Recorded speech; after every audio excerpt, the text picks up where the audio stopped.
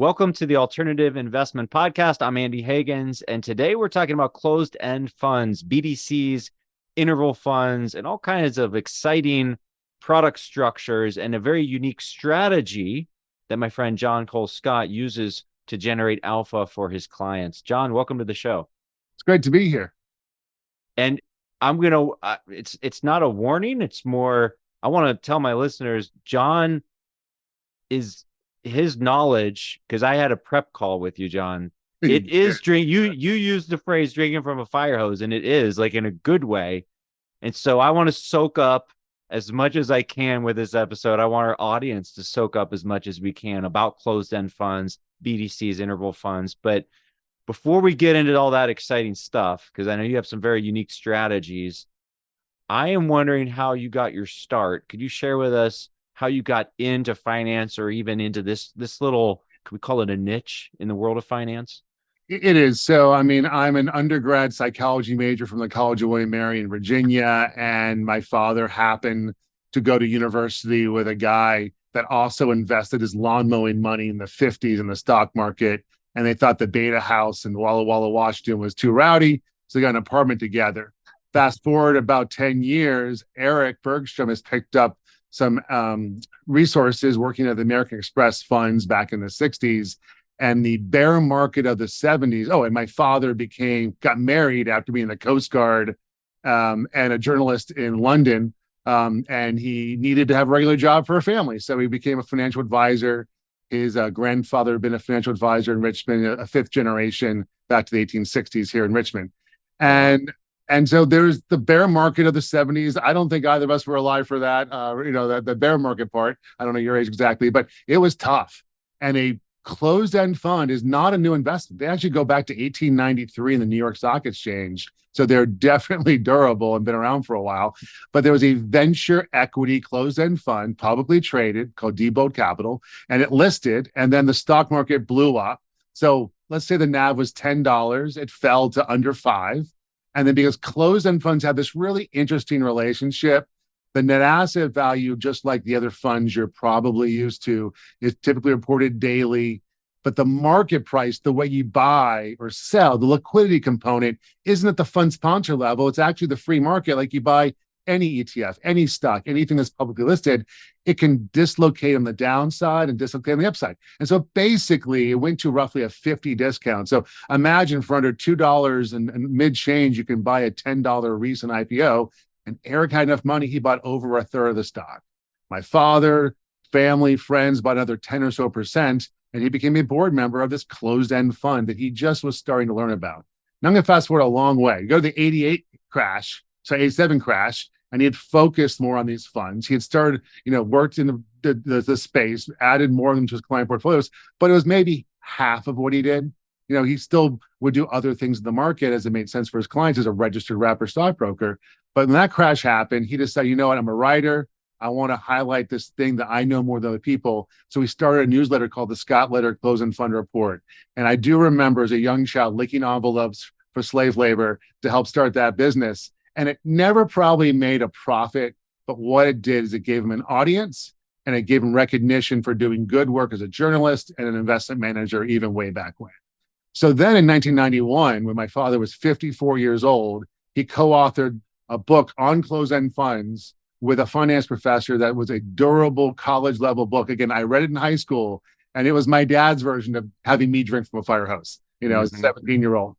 And then soon after, there was this RIA firm in Santa Barbara, California, and it basically imploded. And he was known enough that the owner that survived asked him to come in as a minority shareholder, become a portfolio manager, do day to day. And then within a few years, we had brought it from Santa Barbara to Richmond, Virginia, where we're raised and born from, and then bought all the stock from him. And this all happened while I was in university. And, I actually went out to California, helped him with the company because I'm organized, or I was more organized than he was, and had a great time spending time with him. And then I graduated William and Mary, and I just knew I liked people. I knew I liked interesting things, and my dad needed help. And he goes, can you give me help at the firm? And so I basically joined him until I found a better job. And I'll tell you, unless you're hiring for something really amazing, I'm probably not going to get a better job. So it's a really interesting, I didn't plan to work with him. And then I've grown the business in my 22 years, add We added BDCs coverage in 14. We built a big data business. So we aren't just an asset manager like many advisors. That's our core business, the reason we wake up every day. But we said, these other larger data providers that I probably don't have to name make a lot of reoccurring mistakes. I can catch mistakes. I care about mistakes because I trade for clients and I like to build a quality thing. And I'm not only interested in purely profits. You have to be profitable as a business, but as a smaller business where you don't have shareholders, don't have a board, don't have bondholders, we're family owned. We have no debt. We have no one who can say no to us. We built a great durable data business. And now with the advance of interval funds and non-listed BDCs, the universe is over 700 funds and over 700 billion in assets. And that's smaller than ETFs. Now that's the big caveat. It's smaller, but John, so this is, I mean, I got a couple thoughts right off the top of my head. Well, one, it's kind of interesting that, the way you grew up and got into closed-end funds, it almost makes me think of like the Middle Ages and your dad's a blacksmith. And so, and you apprenticed to him. I'm like, it's not, I don't want to say it's an odd little niche, but I actually love these things in finance. There's all these little nooks and crannies. And, you talk to traders who literally will just trade one product, just one product. And, they might make a fortune off the one product. And I honestly think in finance and investing, we need that. Like we need people who know every nook and cranny of a particular product type or a particular market, or else, especially in public market, like we need transparency. Like we need people who understand the mainstream data that we're getting about this product type, that everyone is looking at actually has issues. And, so I just kind of appreciate that. And like you said, it's not the size of the ETF market.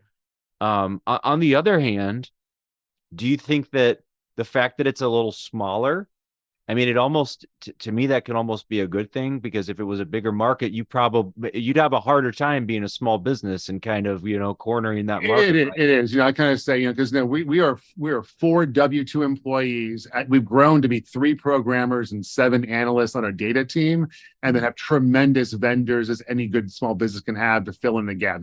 Great law firm, great accounting firm, and whatnot. Sure. And so maybe I could add 2 more people and probably be as big as I need to be in my business. And we do a very good job. And I can go speak at a CFA society or a CFP society or to individual investors at the AAI chapters, and I've been paid, again, not a lot, but the travel just to get me out there to speak because there's no local resource. Yep. And at the end of the day, with my undergrad in psychology, working with children and teaching them motorboating skills in my other job, I hope that I can try to break down the complexity into digestible bites. I've gotten much better as my hair's gotten grayer. And then I've also really tried to learn that through the bumps and bruises of capital markets, because they always are going to happen, but you never see it coming. And I always love, with my psychology background, we go, what's a normal year in the market? There's never actually a normal year. There's just years where you made money and years where you lost money. And there's even decades, like having Meb Faber on the show, talking about taking that really zoomed out view. There's even decades that are very dissimilar, or multiple decades, So I think people kind of, we're too anchored to the idea of the norm. But, one thing that I'm curious about, so you have the data side of your business, and then you're also an advisor, and you have the advisory firm.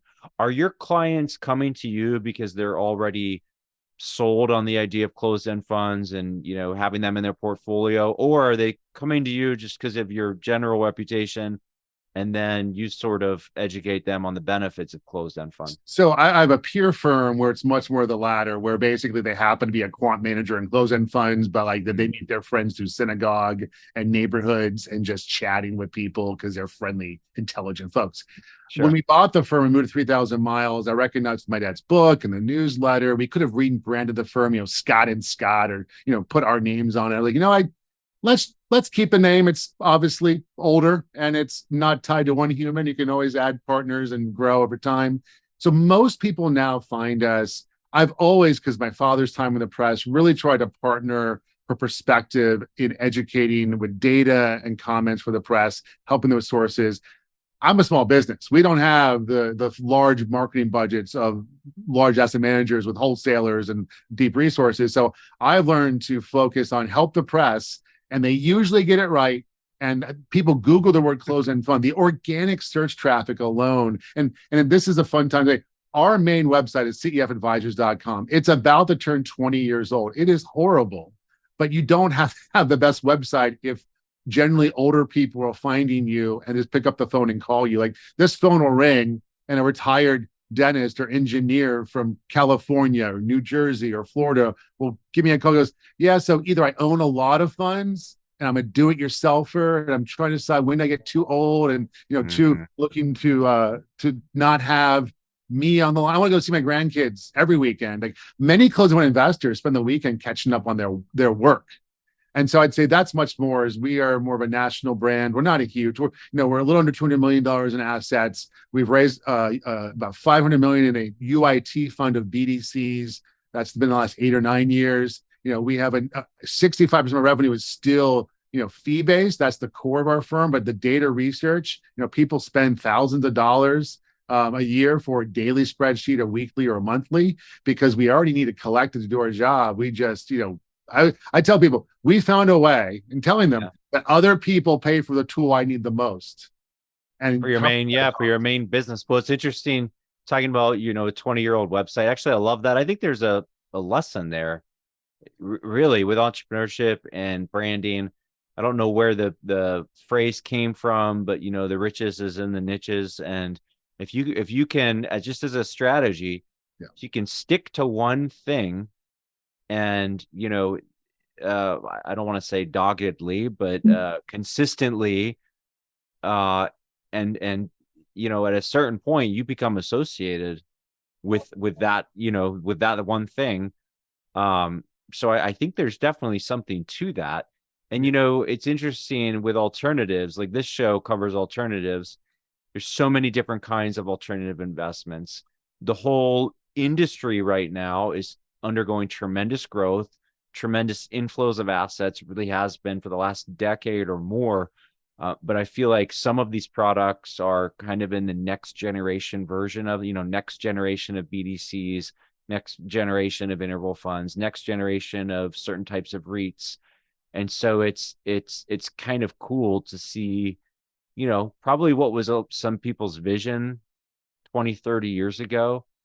And I feel like it's finally here. Do you have that sense? I do. I mean, remember I said that one key feature of a closed-end fund is that disconnected market price, the listed fund, which is the most well known, and their net asset value. They ebb and flow. It's not perfect. It's erratic. There's fear and greed. Like, that's great, John. I love that stuff. I mean, those are the nooks and crannies where you can generate alpha, right? Inefficient market. The other thing is, because of that, there's no daily inflow or outflow of capital like an ETF or open-end fund. So even though this wasn't the design in the oldest fund is a 1927 relatively boring U.S. stock fund. It's basically like an active S&P 500 fund in a lot of ways, but it's a closed-end fund. It trades, but it was pre-1929 crash. But the really useful thing is that fixed capital structure means that, like last week, there's a closed-end fund of regional bank stocks, and its manager didn't have to sell a single stock. He probably rotated. I don't know yet, because he didn't have to. He could rotate between. Maybe he sold J.P. Morgan and bought First Republic, and we'll see what happens. But an open-end fund or ETF, generally in those environments, there's a net seller. It's a similar structure, but a different. Like you're talking about forced selling just because of inflows and outflows. Andy, let's say you have $25,000 in the open-end fund version of that regional bank stock. You might go, I'm scared. I'm going to pause. I want my 25,000 back. The fund sponsor accepts your shares and spits you out cash. The closed-end fund manager just manages the money. And then if you want to sell, you go find a buyer on the market. If you want to buy, you go find a seller in the market, just like you buy regular listed positions. The other really interesting thing is in their capital structure rules, they're able to have leverage. So a preferred stock, not many use preferreds anymore, but the original leverage was a preferred stock, like exactly the way banks lever themselves. And they do that to add more assets to put in the market, which means they've evolved in the US mostly for income. There are non-income strategies, But even the funds that really look more growth focused will typically pay a quarterly dividend, sometimes monthly, just because investors learn to really appreciate that inflow of cash into their portfolio when they're building an income portfolio. So is that, at a really high level, closed-end funds and maybe to an extent BDCs or interval funds, maybe they're the same, maybe they're different. You tell me. But what's the appeal to an investor? Let's say I know you live and breathe closed-end funds. I mean that as a compliment. But let's just say I'm a typical Joe Schmo, Jane Schmo investor. I have a 60/40. I'm interested in diversifying at a very high level. Why closed-end funds? Why should I be including these in my portfolio? So first off, I'll say because we find they trade fine for us, and there's even billion-dollar firms that don't have problems trading. But if you are a multi-billion-dollar firm, and you're looking at closed-end funds, there's very few that you're comfortable with the average daily trade volume because it just looks very light. So automatically, the general user base are portfolios under $100 million. Honestly, for institutional investors, the most 25 to 75 million is the most tactical book we see with our data clients and our contacts, where when things are boring and there's many other exciting things, whether it's SPACs or currency or crypto, they'll just have a small little portfolio. Then they will triple it through periods like last year or maybe even last week because they go, I can sell an ETF. And there's a closed-end fund that's kind of similar, maybe even the same manager, and its discount has gone from an 8 to a 14. I'm making these numbers up, right? And now I can rotate from a similar NAV to a wider discount. Oh, interesting. So you're telling me, I think I get it. Maybe this is obvious. Okay, talk to me like I'm 5, and let's pretend I'm smarter than a 5-year-old. But the underlying securities, then, let's say in a regional bank ETF or a regional bank closed-end fund, the underlying securities would both be down by the same amount. But then the closed-end fund would have an additional possible discount on a bearish sentiment type day. So just even as a purely tactical or rotational strategy, there will be institutional players who will have a little bit of an allocation to closed-end funds that they can scale up or down depending on market conditions. Absolutely. So, and again, there's only one regional bank stock I'm only using because we're recording it. The banks are failing.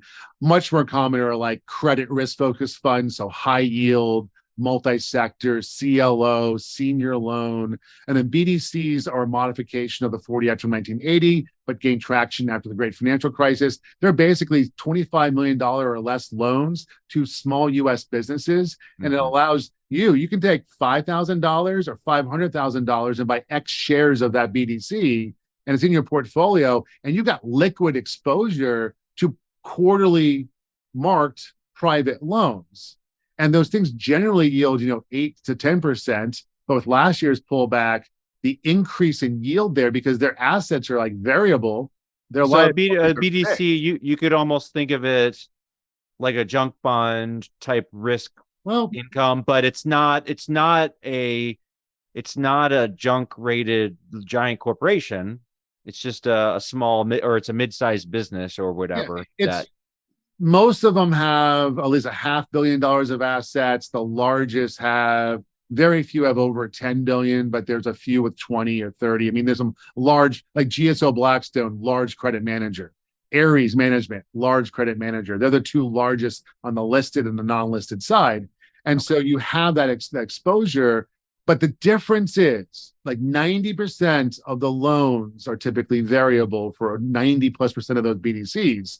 So they're much more like a corporate loan. So imagine in the last. So there's no interest rate risk really. Then it's default risk. Very little, and then they're going into everything. They were smarter than an average, kindergartner or 5-year-old. They had a lot of fixed leverage and variable assets, and so our index did 11% dividend growth rate on a 1-year basis, looking back in time. If you own BDCs last year as a rough replacement for some of your other fixed income, you were sitting pretty while everyone else was catching a bunch of falling knives, and you were saying, thank goodness I invest with John Cole Scott and he has me in all these BDCs. Is that It basically? is about a small caveat. There's Yeah. about 30 liquid BDCs, and the homogeny there is non-existent. There are good BDCs that have good portfolios, good fee structures, good corporate governance to their stockholders. There are Mm-hmm. BDCs that are sometimes good at credit, but bad at fee, bad at their corporate governance.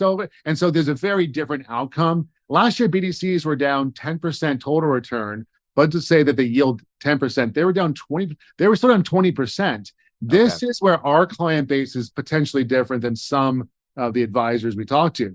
When people give us their money, we use our data, we use our experience, we use our brains to build an asset allocation, and then we decide which structures make sense, and then we pick the spots.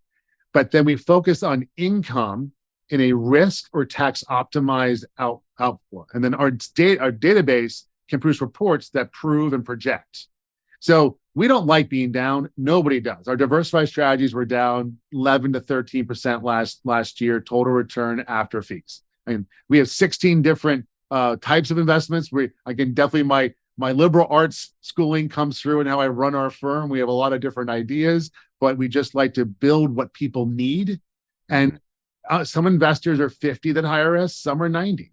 Some investors are a qualified account, some are taxable. Some are in a tiny tax bracket, some are in the God love and Yeah, high. you can't. I wouldn't think you'd have one portfolio model that applies to everyone. Everyone has different goals, time horizon. Some people need, more income. Well, one other question about these BDCs, zooming out, I guess I wasn't really around or I wasn't covering the industry, but I feel like BDCs had a pretty bad reputation or at least a mixed reputation, shall we say. But like I said, the next generation of them seems like there's a lot of excitement around a lot of the newer products. But why are there still poorly run, poorly governed, high fee BDCs? Like, what is it about the marketplace that's allowing them to raise capital? Is it just So that?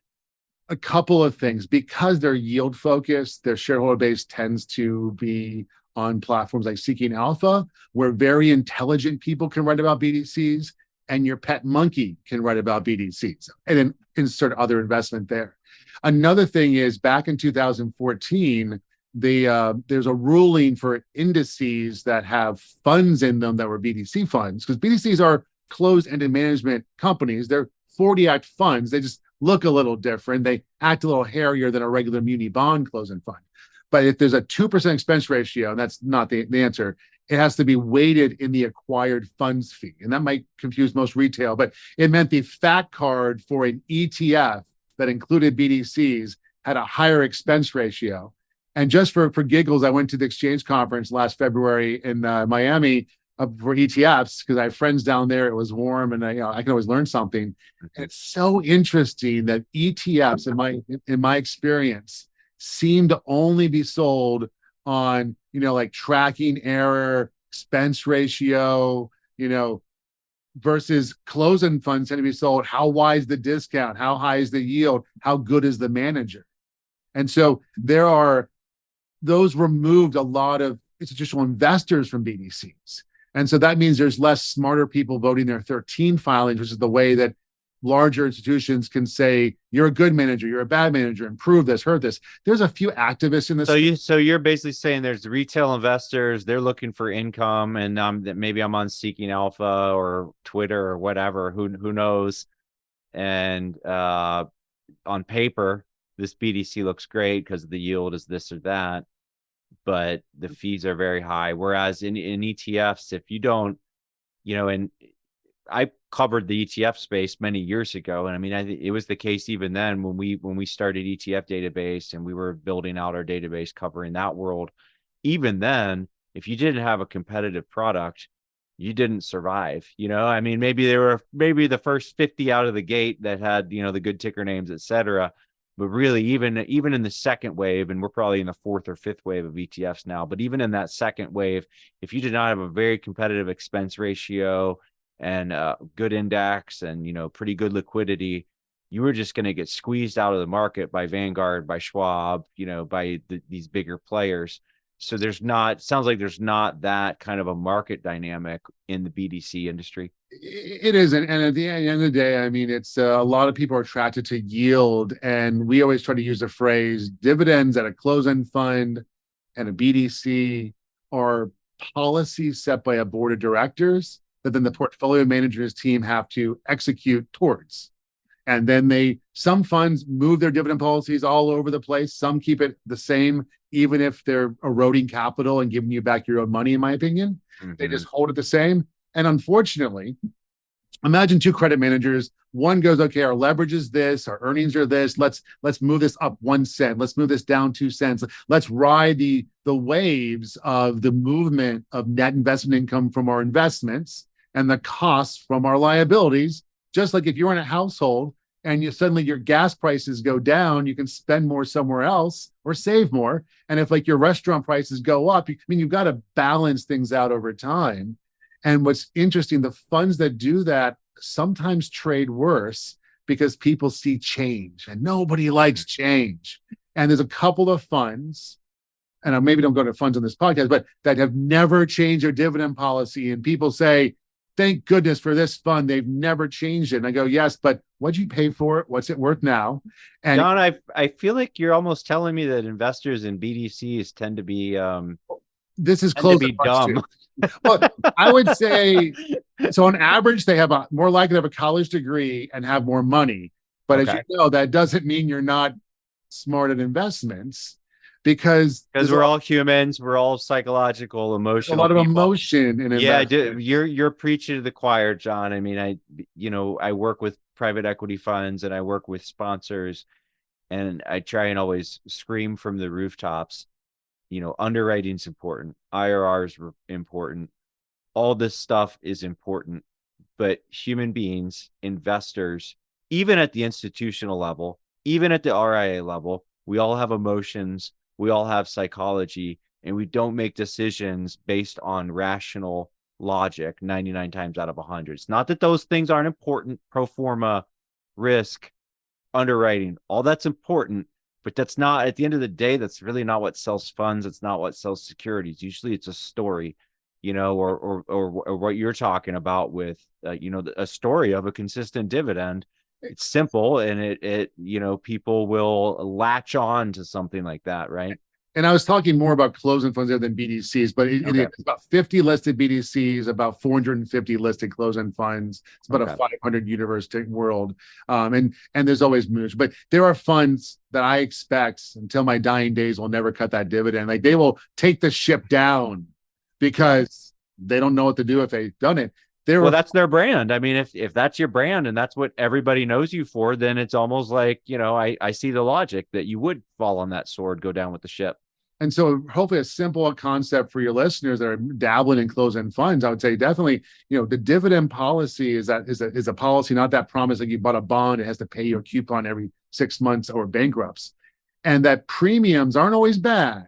But if you have an overpaying dividend tied to a premium and then the market shakes or the board finally changes the math, you tend to have an outsized downside reaction because if a bond fund at a 10 discount cuts its dividend 15% and a bond fund at a 10 premium cuts its dividend 15%, can you guess which one goes down more in magnitude the next day? And you don't even trade closed-end funds.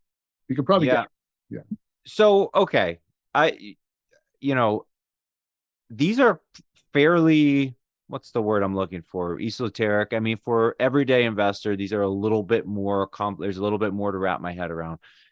I think, what I'm hearing, these products, closed-end funds, BDCs, and, maybe depending on the type of interval fund, they offer quite a bit of yield or income, usually, again, depending on the fund.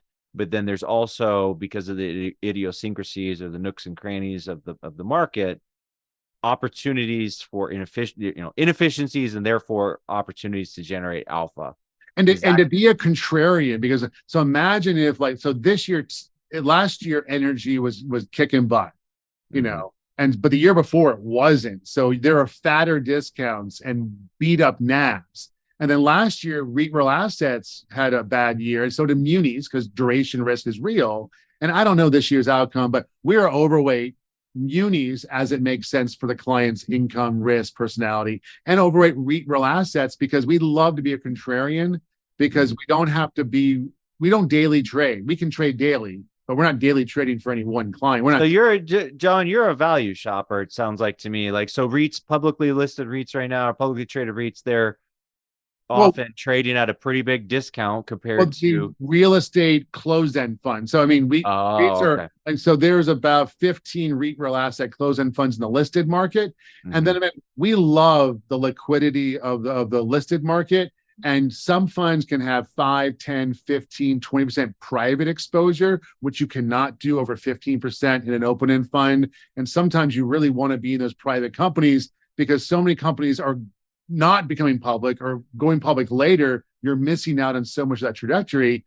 But the challenge is, because most investors dislike too much private, if there's too much private, they give it a discount penalty for not knowing what the private marks are of that portfolio.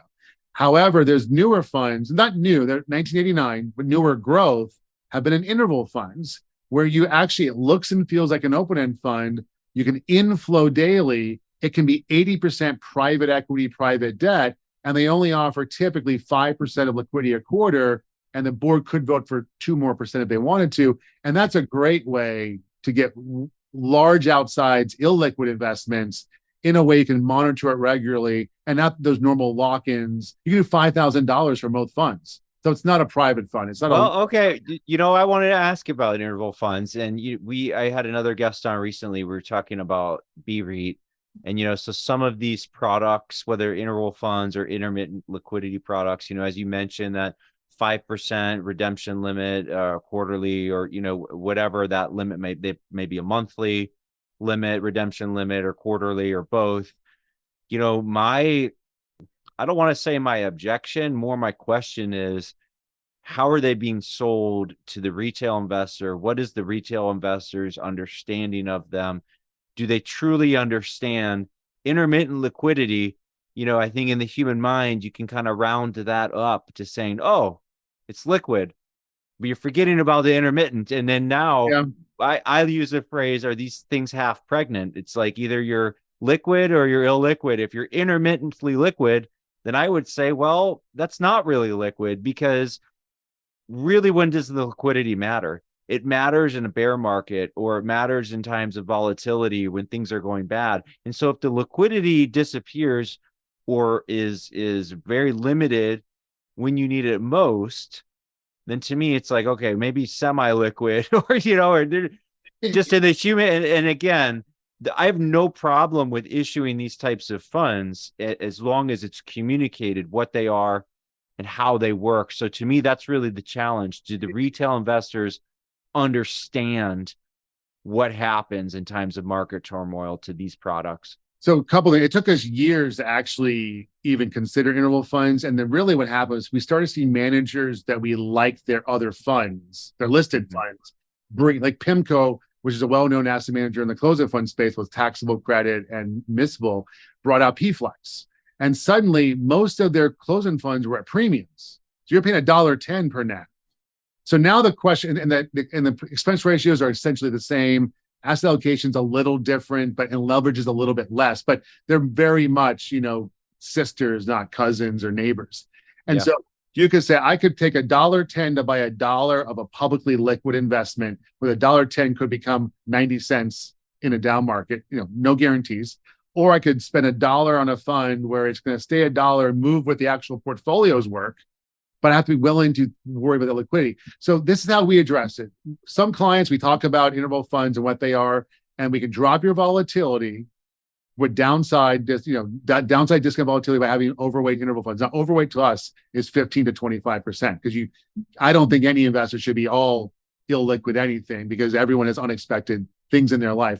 We manage money for retired investors, not 400-year-old endowments that'll be here 400 years from now. We don't manage money in that mindset. And we also tend to put just 2 to 3% in a fund, versus for listed funds, it tends to be, 2.5, 3 to 5, maybe 6. If you ever see me doing 6% in a fund, it is a sweet spot, home run, manager, discount, sector. It's perfect almost. Doesn't happen very often. That's how we deal with it. And then when discounts got narrow pre-COVID, we were a little bit overweight interval funds because discounts were only 2% on average when they normally average 8%. And then what happened is since COVID, it's been slower. We've actually reduced interval funds to buy more deeply discounted closed-end funds. But So for you, I mean, you're looking for pockets of value, and it sounds to me like you specialize in these closed-end funds, the BDCs, the interval funds. You're a little bit agnostic or willing to go into different wrappers depending on the current market conditions. it That is makes with the client. And so when a wholesaler calls me and I go, give me we have a database. I pull them up in my database. I look through expenses. I look through performance. I look through their holdings. I go, is the wrapper and the illiquidity worth the squeeze? Is this something where, because, well, so let me ask you about that though. You just said, is it worth the squeeze? So do you treat an interval fund as essentially an illiquid product? I do. I think so. You see that, John, we're of the same mind then. I do because I'm saying you can't be fund if you need the money within 3 years. Yep. So then you can't be half pregnant. The interval fund is pregnant, and that's my concern is not your firm, not you, but our investors in BREIT do. It seems like, boy, is there a stampede for the exits right now. It almost I kind of wonder, what was their expectation investing in that? And so they also have a BCRED, that's the non-listed BDC. It's actually the largest BDC by total assets and in our database, and we license data to them for their use. So I know them pretty well. And the guy that buys my stuff also does BREIT, sorry. So we know about it. And I'm treasurer of two 501c3s. One is my William Mary Alumni Association. We have outside assets, and one of its investments recommended by the investment management firm we hired, but I also review that, is BREIT, and it was up 8% last year. But again, our portfolio is not a retired income portfolio. It's an endowment for it's an endowment, third largest quasi-endowment legally, but the third largest alumni association in this country for an entity that's 330 years old. So when you're buying BREIT in the portfolio like that, you can treat it as an illiquid investment. Like, you don't actually need the liquidity for an endowment, or you might need a little bit. And again, that portfolio is like a $12 million portfolio, and we put, I think, 3 or 3.5% in it. And we put 3 or 3.5 in an open-end fund, because that's what we use with that platform, of an open-end fund of listed real assets. Now, and again, this isn't really last year. It's not really about product design. It's more about the distribution. That's my question with these products is that last mile of the retail investor. Are they understanding? You're better off thinking of it like you think of it, that it's just primarily illiquid. That may give me some liquidity if sometimes, but more liquidity than the private, like a hedge fund, a drawdown fund, a 10-year fund. And again, part of being the treasurer of two 501c3s, part of selling data to my peers and talking to fund sponsors. And I can't talk to everyone. I'm only one human, but I talk to a lot of people, not as many as you, Andy, because that's your job, but a lot of people. I set up a 501c7 trade association in 2019 to bring the industry together. We have a weekly podcast. That's actually, I think, how we met. I was chatting about podcasts. And we do events, and we try to bring investors and advisors and platforms and create a unified place to create content. And I say, don't shoot yourself in the foot. I talked to Morgan Stanley about how they should think about interval funds. And I go, and they do require every financial advisor there to sign off that every client is aware of the reduced liquidity of that fund. I'll bet you there's some firms out there that aren't requiring their investment advisors to claim that. Okay, so this is on. You're telling me, even in this organization that you've set up, this is already what I call the last mile. It's already on the radar of a lot of these larger organizations. It's obviously on your radar. And we kind of see a TD Ameritrade becoming Schwab, and I push, again, I'm not their biggest client, but I'm like, when a client sees a brokerage statement with this interval fund in a mutual fund labeling system, just like closed-end funds are in common stocks, and they're not a common stock. There's common stock of a fund. That's when we nerdy about it. Right. I go, can you please just take 10 minutes and put interval fund for these ticker symbols, buy a database, buy my database, buy somebody else's database. I'll sell you the data if you want, but just get it. And that way an investor, these are my interval funds, these are my ETFs, these are my common stocks, these are my closed-end funds. Just properly labeling things, to me, will help a lot. And then advisors and investors won't be misunderstanding what they could have access to in their taxable accounts, in their qualifying accounts. Oh, totally. It's so interesting that there is so much value in getting the basics right. And it's like, this is true for ma and pop retail investor all the way up to ultra high net worth family offices who like are doing transactions where they should be completing a 1031 exchange, but they're not, it's like, just guys, let's just get the basics right. You're probably 2/3 of the alpha you can generate is like low hanging fruit, just basic tax planning, really basic best practices like what you're talking about. So I know we're almost short on time here, John, but I want to ask, you cover closed-end funds, you cover BDCs, you cover interval funds. Where do you see the most growth coming from in the next 3 to 5 years, within those wrappers? Do you see it was one of those segments really have the most momentum behind it right now? So the listed fund market was doing great till a couple of very large funds had they were great ideas in 21. They were horrible ideas in 22. That market tends to take longer time to come to market. It's usually large IPOs and about a month of raising capital. The interval fund market was really growing the fastest. Nice regular increases in the funds. Some funds always die every year. That's the nature of an economy or a market. Sure. The biggest increase right now are non-listed BDCs and people doing, things that kind of mimic that in a way. Now, I don't know the future. I think that the non-listed BDC structure, while a beautiful structure, Blackstone has one, Nuveen, Churchill, TA, Cref, whatever they're called now, has one, and lots of people have them, and they're useful as long as you understand what's the fee cost, what am I getting, are they good at credit, am I getting up middle market, lower, is it more variables? There's mixes and different pieces in that neighborhood. I still think the interval, in my head, if I were to step back even beyond my world, if I say the most two usable, and again, I'm an active person, so this is my bias, funds in the market are the interval fund and the active ETF because they're barbells. And that listed closed fund, which is actually my DNA and my backbone almost, is a beautiful structure. But there's so many benefits of an active ETF, and there's so many benefits of an interval fund. And I always tell fund sponsors to have one or the other. You should have both because you can sell them differently at different times, different ratios to different advisors. It should be the same advisor, but advisors that do ETFs are usually different than advisors that do interval funds in my personal experience. And so I just think more products and more education, differentiated projects, to prove your wrapper, prove your guts, and prove your value. Like when you're the only private equity interval fund, you're pretty good. You're top of your class. If there's 10 and you're the bottom 10 percentile and you're not as good as you thought you were because now there's better platforms doing better work, you're going to probably liquidate eventually or be bought and repurposed. Right. No, that's, I can't argue with that. And like you said, it is the nature of capitalism that we're going to have sponsors. They're going to come and go. There's going to be higher quality products, lower quality products. And it's really the sponsors with longevity. Sometimes that can make it harder for startup sponsors, but that's just kind of a fact of life.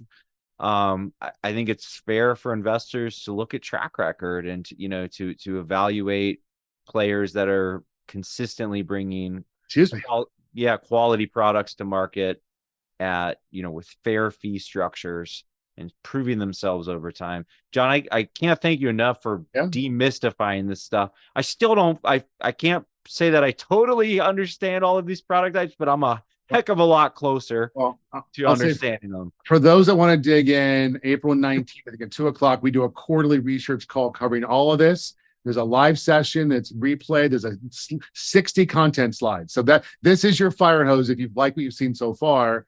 And then also the Active Investment Company Alliance is AICalliance.org. We have a weekly podcast. I'm not the host. We have a professional host. We actually sponsor a segment with Chuck Jaffe. He does a great job. And it has me as my peers, as fund sponsors, and we cover the gamut, and as a 10 to 12 minute digestible bite that I think could be very useful. And I think those are the two best things we're doing, plus some in-person events and some virtual content over time.